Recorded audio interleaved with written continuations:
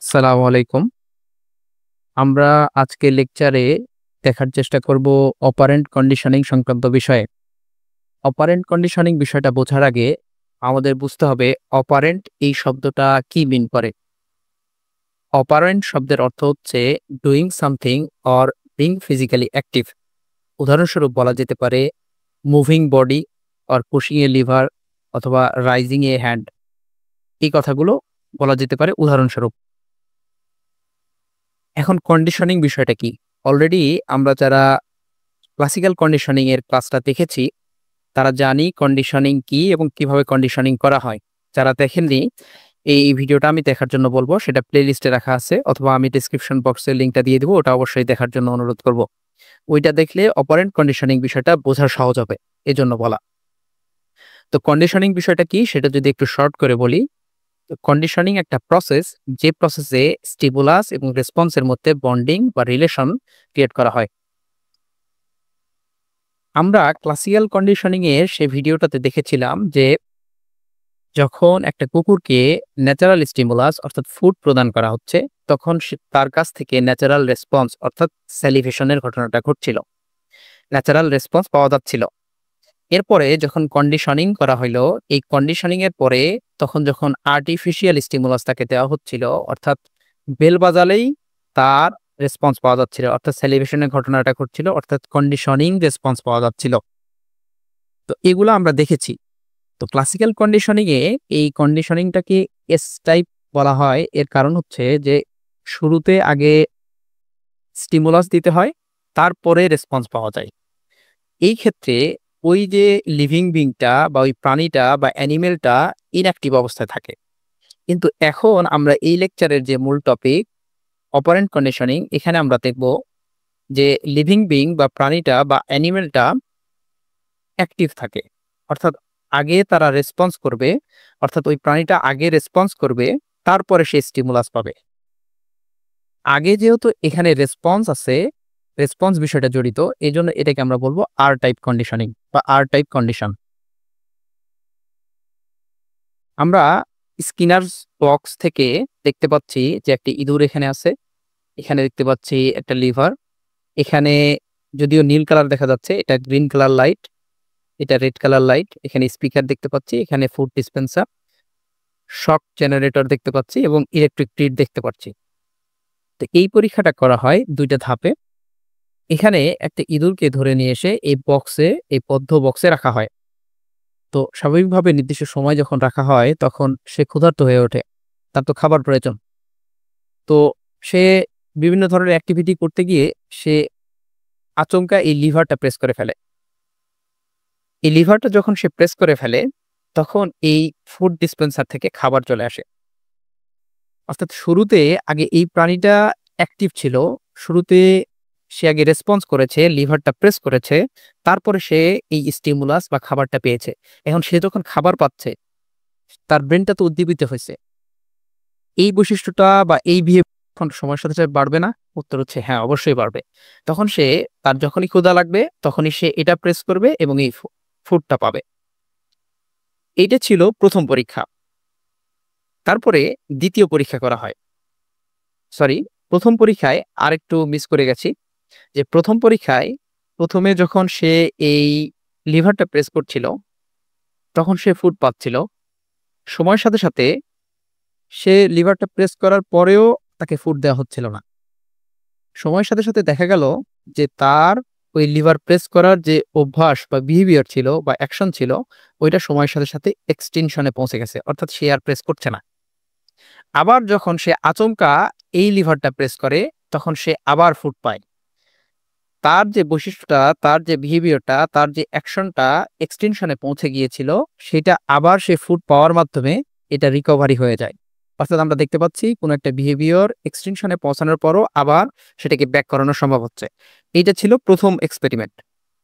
দ্বিতীয় এক্সপেরিমেন্টে এখানে যে গ্রিন লাইটটা আছে, এই গ্রিন লাইটটা যখন জলাবস্থায় থাকে তখন সে এই লিভারটা প্রেস করলে সে ফুড ডিসপেন্সার থেকে খাবার পাচ্ছে।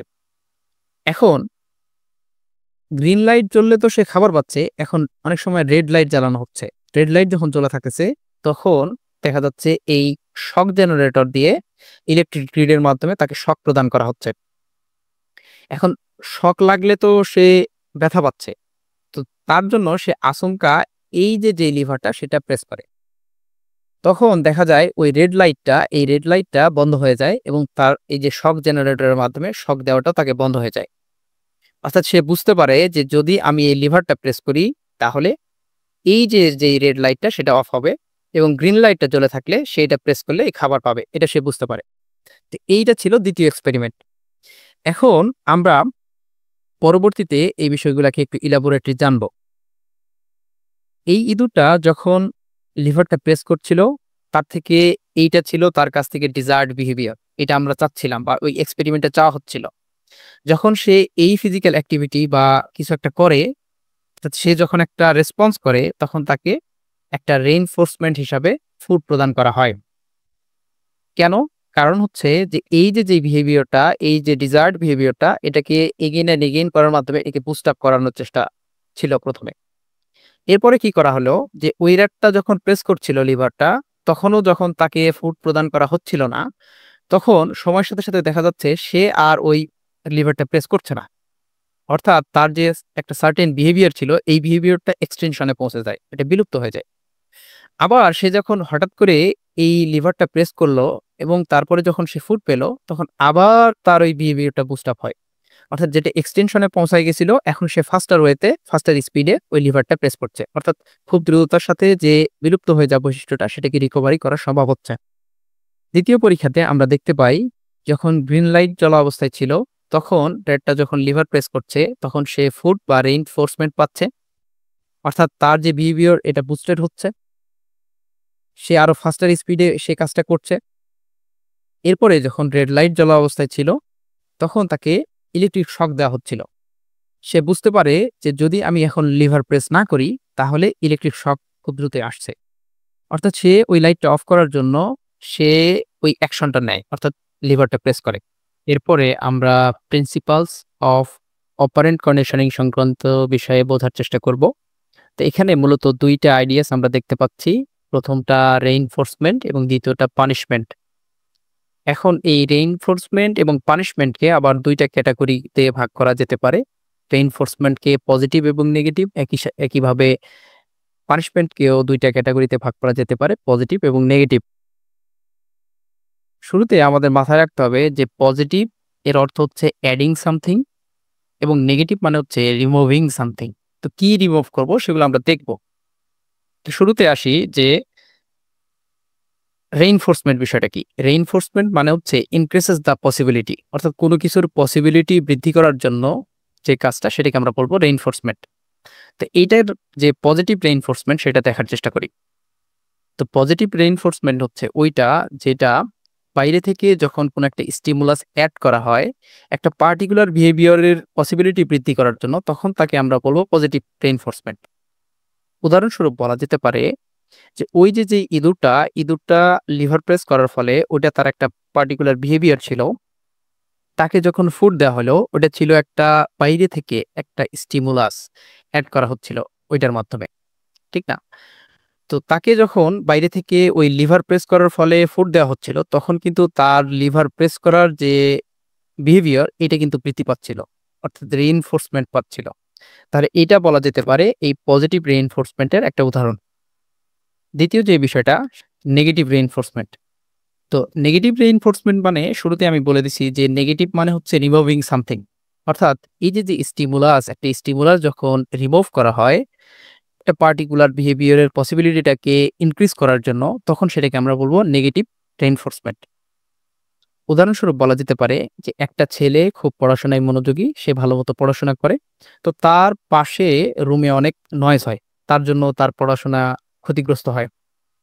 এখন কেউ গিয়ে ওই নয়েজটাকে অফ করে দিল, অর্থাৎ তার জীবনে ওই নয়েজটা ছিল, সেটাকে অফ করে দেওয়ার ফলে তার যে পড়াশোনার অ্যাক্টিভিটি, পড়াশোনার যে বিহেভিয়ারটা, এই পার্টিকুলার বিহেভিয়ারটা আরো বেশি ইনক্রিজ করবে না? অবশ্যই ইনক্রিজ করবে। তাহলে এই যে একটা বিষয়কে, একটা পার্টিকুলার স্টিমুলাসকে যখন আমরা সরাই দিলাম তখন তার একটা পার্টিকুলার বিহেভিয়ারের পসিবিলিটিটা ইনক্রিজ করলো, এটাকে আমরা বলবো নেগেটিভ রেইনফোর্সমেন্ট। এরপরে আসি পজিটিভ পানিশমেন্ট এবং নেগেটিভ পানিশমেন্ট সংক্রান্ত বিষয়ে। তো পজিটিভ বিষয়টা কি? পজিটিভ মানে হচ্ছে অ্যাডিং সামথিং আর নেগেটিভ মানে হচ্ছে রিমুভিং সামথিং। এই কথাটা মনে রাখতে হবে। পানিশমেন্টের ক্ষেত্রেও তাই, যে যখন এই পানিশমেন্ট কথাটার অর্থ হচ্ছে যে ডিক্রিসেস দ্য পসিবিলিটি, অর্থাৎ কোনো কিছুর পসিবিলিটিটাকে আমরা ডিক্রিজ করতে চাই। কিসের পসিবিলিটি ডিক্রিজ করতে চাই? কারণ এখানে তো আমাদের বিহেভিয়ার নিয়েই কথা হচ্ছে সব, ঠিক না? তাহলে অবশ্যই আমরা একটা বিহেভিয়ার অথবা একটা পার্টিকুলার বিহেভিয়ারকে আমরা ডিক্রিজ করতে চাচ্ছি, এটার পসিবিলিটিটাকে ডিক্রিজ করতে চাচ্ছি। কিসের মাধ্যমে? একটা স্টিমুলাসের মাধ্যমে। এখন পজিটিভ পানিশমেন্ট বিষয়টা কি? যখন একটা বাইরে থেকে একটা স্টিমুলাসকে এড করা হয়, একটা পার্টিকুলার বিহেভিয়ারের পসিবিলিটিটাকে ডিক্রিজ করার জন্য, সেটাকে আমরা বলবো পজিটিভ পানিশমেন্ট। এটার উদাহরণস্বরূপ বলা যেতে পারে যে একটা ছেলে যে ১ পেজের একটা অ্যাসাইনমেন্ট সে করে আসে নাই। তো টিচার তাকে করলো কি? যে টিচার তাকে ১০ পেজ লিখিয়ে নিল। তো এই ১০ পেজ লিখিয়ে নিলে ওইটা তো তার জীবনে ছিল না। ১০ পেজ এক্সট্রা করে এড করার ফলে, ওই স্টিমুলাসটা এড করার ফলে তার ওই যে অ্যাসাইনমেন্টে ফাঁকি দেওয়ার যে বিহেভিয়ারটা, এটাকে ডিক্রিজ করা হচ্ছে বা এইটার প্রবাবিলিটিটাকে বা এটার পসিবিলিটিটাকে ডিক্রিজ করা হচ্ছে। এটা বলা যেতে পারে এই পজিটিভ পানিশমেন্টের একটা উদাহরণ। দ্বিতীয় যে বিষয়টা সেটা হচ্ছে নেগেটিভ পানিশমেন্ট। একটা উদাহরণের মাধ্যমে নেগেটিভ পানিশমেন্ট বিষয়টা বোঝার চেষ্টা করি। একটা ছেলে প্রতিদিন বিকেলে খেলাধুলা করে। সে একদিন অ্যাসাইনমেন্ট করে নাই। তো তার টিচার তাকে পানিশমেন্ট দিল, তার টিচার তাকে শাস্তি দিল যে, "তুমি আজকে বিকেলে খেলতে পারবে না।" তো তাকে যখন শাস্তি প্রদান করা হলো, তার জীবনে অলরেডি খেলা বিষয়টা কিন্তু তার জীবনে ছিল। অর্থাৎ একটা স্টিমুলাস তার জীবনে ছিল। সেইটাকে রিমুভ করে দেওয়া হলো যে, "তুমি আজকে খেলতে পারবা না।" কেন রিমুভ করে দেওয়া হলো?